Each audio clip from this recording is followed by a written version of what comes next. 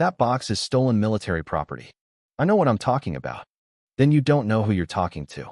The accusation cut through the air across our new front lawn, sharp and venomous as Margaret Reynolds, the HOA president of Cedar Ridge Estates, shouted it into her phone, calling 911. She stood triumphant, certain she'd caught my wife, Sophia, in a scandal that would disgrace us before we'd even settled in. Sirens wailed, neighbors gathered with phones ready to record the drama, and Margaret's smirk radiated victory. But when Sheriff Bennett stepped out of his cruiser and saw Sophia cradling a wooden box engraved with an honor flag, something shifted. Margaret's face drained of color, her smugness collapsing into shock. My name is James Carter, and my wife and I thought moving to Cedar Ridge would be our fresh start, a suburban dream of tidy lawns and peaceful evenings. Instead, we met a dictator in designer heels who turned our arrival into a war. Margaret was about to learn she'd targeted the wrong woman, and her reign of terror was crumbling. We'd barely parked the moving truck in our driveway when Margaret swooped in, her eyes fixed on the wooden box Sophia carried with reverence.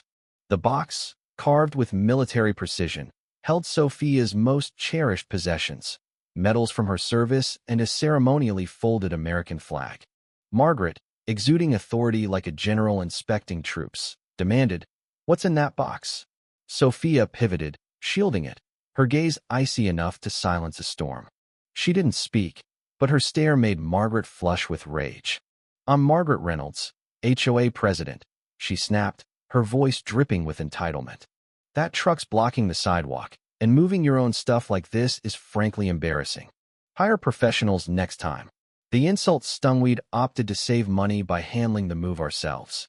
But Margaret's real target was Sophia's box. "That better not violate community standards," she warned, eyeing it like it held classified secrets. Then she played her trump card, puffing up with pride. "My late husband was a colonel, killed in Iraq. I know military structure, discipline, respect. Your wife looks soft." The way she sneered soft was a challenge, assuming Sophia was just another military spouse riding her husband's coattails. She couldn't have been more wrong. I tried to defuse the tension. "Sorry about the truck, Ms. Reynolds. I'm James Carter. This is Sophia. We'll move it soon." But Margaret ignored me, fixated on the box. Sophia's silence was unnerving, not fear, but calculation, like a strategist sizing up an opponent. Margaret stormed off, promising a community guidebook, but her tone screamed trouble. That evening, an email arrived, a $75 fine for excessive packing materials left outside, issued hours after we'd arrived. Margaret had declared war before we'd unpacked a single box. "She's in for a surprise," Sophia said, her smile sharp as a blade. "If anyone asks questions, let me handle it."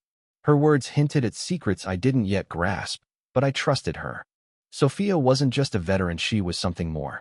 And Margaret was about to find out what. Over the next 2 weeks, Margaret unleashed a bureaucratic onslaught, a death-by-paperwork campaign to break us. Citations piled up. Our grass was half an inch too long, measured with a ruler she brandished like a weapon. Our trash cans were out 10 minutes early. Our flower pots were the wrong shade of terracotta, clashing with the community aesthetic. She even fined us for an improperly coiled garden hose, claiming it signaled neglect. Each fine was $75, accompanied by notes about maintaining property values. Margaret patrolled daily, touting her late husband's rank to neighbors. "My husband was a colonel," she'd boast to the elderly couple next door. "I know military psychology. That woman's no soldier, dodging authority." Her whispers painted Sophia as a fraud, a wannabe using her husband's service for clout.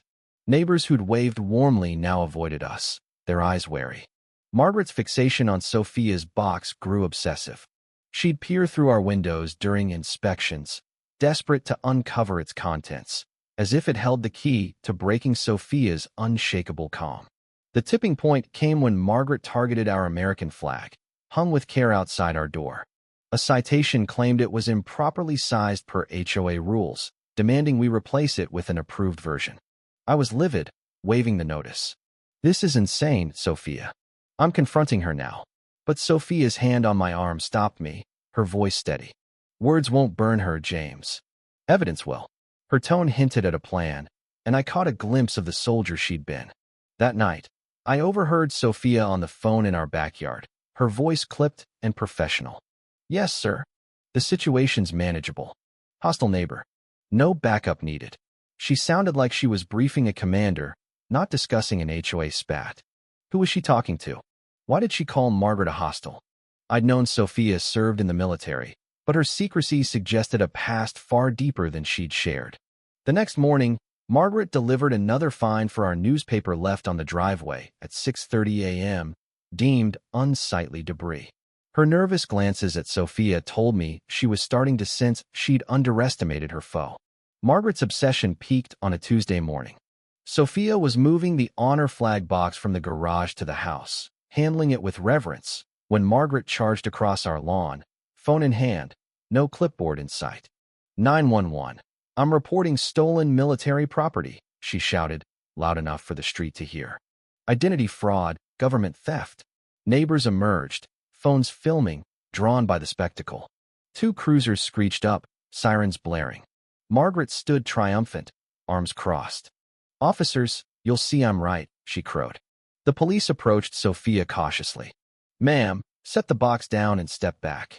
Sophia complied, placing it gently on the steps, hands raised slightly, her posture military precise. Then a third vehicle roared in. Sheriff Bennett, who'd overheard the call, and raced to the scene. He stepped out, surveyed Margaret's smirk, the neighbors' cameras, and Sophia's calm stance. For a moment, time stopped. Then, with a snap that startled everyone, he saluted Sophia. Major Carter, good to see you, ma'am. The words hit like a grenade. Neighbors gasped, phones froze, and Margaret's face went ghostly white, her mouth gaping like a fish out of water. Sheriff Bennett's salute wasn't just a gesture, it was a revelation. I hope Cedar Ridge is treating you well, Major, he said warmly. This community's lucky to have you. The officers, realizing their mistake, scrambled to retract their reports. One approached Margaret about false 911 calls while the other apologized to Sophia. Neighbors who'd shunned us now rushed forward. Mrs.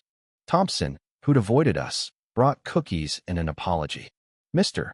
Larson offered yard help, citing his veteran father. Even teens who'd filmed the drama asked Sophia about her service. Amid the chaos, Margaret's authority crumbled. She stammered, I was just protecting the community, but her voice was a deflated squeak. Sheriff Bennett pulled me aside. Your wife did 3 tours in Iraq. She's seen things most can't imagine. Margaret picked the wrong fight. I was stunned. 3 tours. Sophia had never shared the full scope of her service, and I realized I'd only known the civilian version of Major Carter. The neighborhood's shift was instant. Residents who'd feared Margaret's wrath now embraced Sophia as a hero. But Margaret didn't retreat quietly. Her desperation turned to sabotage. Late one night, I caught her slicing our sprinkler hose, flooding our flower beds. She fined us for improper water management. Then our car's windshield was pelted with rocks, cracking it into a spiderweb. Margaret cited us for aesthetic damage, blaming us for her vandalism. I was ready to storm her house, but Sophia stopped me. I've stood at attention, she said, her voice steel. Now watch me stand my ground. Her resolve hinted at a plan far beyond my understanding. That evening, our neighbor Henry, a quiet retiree, approached me nervously. It's about the money, he whispered, glancing at Margaret's house. Last year, the HOA collected $90,000 for upgrades, but we got a pizza party. Then Margaret posted Cancun vacation photos, bragging about her hard work. The math doesn't add up. His words hit like a sledgehammer. Margaret wasn't just a bully, she was a thief. I dove into the HOA's public financial records, using my graphic design skills to spot discrepancies. Over 2 years, Margaret had authorized $73,000 in community enhancements, landscaping, maintenance, administrative fees, but Cedar Ridge showed no improvements, just basic lawn care. Cross-referencing her social media, I found a $4,500 Cancun trip labeled an HOA planning retreat, spa visits in Scottsdale as board member stress management, and a Caribbean cruise as educational networking. Her $8,000 community birthday celebrations matched her lavish personal parties. She'd been fleecing the HOA for her lifestyle. When I showed Sophia, her eyes lit with the focus of a battlefield tactician. This is systematic embezzlement, she said, her voice sharp. She's gotten bolder because no one's watching. Sophia made a call to a contact she called Sir, requesting a full financial audit on a civilian target $73,000 over 2 years, court admissible evidence. Her tone was military precise, revealing her investigative training. I canvassed neighbors, uncovering years of fear. The couple across from Margaret noted her new SUV and home renovation's new windows, a kitchen remodel and a widow's pension. They'd stayed silent, fearing her wrath. The emergency HOA meeting was a powder keg. The community center overflowed, neighbors buzzing with anticipation. Margaret arrived early in a tailored suit, clutching a folder of evidence against us photos of our cracked windshield, violation notices, and claims we'd intimidated the board with military connections. James and Sophia Carter are a threat, she declared, her voice booming. Residents nodded, swayed by her authority. Then Sophia stood, calm as a storm's eye, placing a thick stack of papers on the table. I have financial documents you'll find interesting, she said, her voice cutting through the room. She projected a bank statement, $90,000 in dues. Only $17,000 spent on the community. That's $73,000 missing. Gasps rippled. Receipts followed, for $1,500 for Margaret's Cancun trip, $3,000 for spa visits, $8,000 for her birthdays, all billed to the HOA. Her social media post Cancun selfies, cruise photos flashed on the screen, dated with the fraud. This is your money, Sophia said. Stolen for one woman's luxury. Margaret stammered. Those were legitimate expenses. I sacrificed for this community. But her voice cracked, and the room turned. Residents shouted questions. Why no pool upgrades? Why no playground? Henry stood, trembling. She threatened to condemn my house for questioning streetlights. Mrs. Thompson revealed Margaret's false reports against her home modifications. A young couple shared noise complaints used to silence their pleas for park funds. One by one, victims spoke, exposing Margaret's reign of fear. Sophia raised a hand, silencing the chaos. In the military, we call this stealing. In civilian law, it's embezzlement, prison, and restitution. Margaret's breakdown was spectacular. I deserve this, she screamed, tears streaming. My husband died for this country. I built this place. Her sobs echoed as neighbors filmed, her empire collapsing. The vote to remove her was unanimous, with demands for every stolen dollar. Sheriff Bennett arrived, summoned by a resident's call. Mrs. Reynolds, we need to discuss misappropriation of funds, he said, his tone heavy with disgust. He revealed prior complaints of Margaret's harassment, silenced by fear. The room erupted as more victims shared stories, painting a tyrant who'd ruled through intimidation. Margaret was forced to sell her SUV, jewelry, and renovations to repay $73,000 plus penalties. Overnight, she became a pariah, shunned by the community she'd bullied. Her house went up for sale, a must-sell sign marking her defeat. Residents scrapped 90% of her rules, adopting guidelines for mutual respect.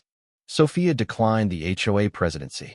Leadership empowers, not controls, she said, her military ethos clear.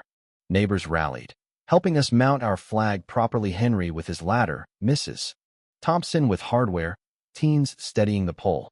As Margaret's moving truck vanished, our flag flew proud, a symbol of a community reborn. Sophia squeezed my hand, her smile soft. Justice comes slow, but it comes sure. Cedar Ridge was home, not a battlefield.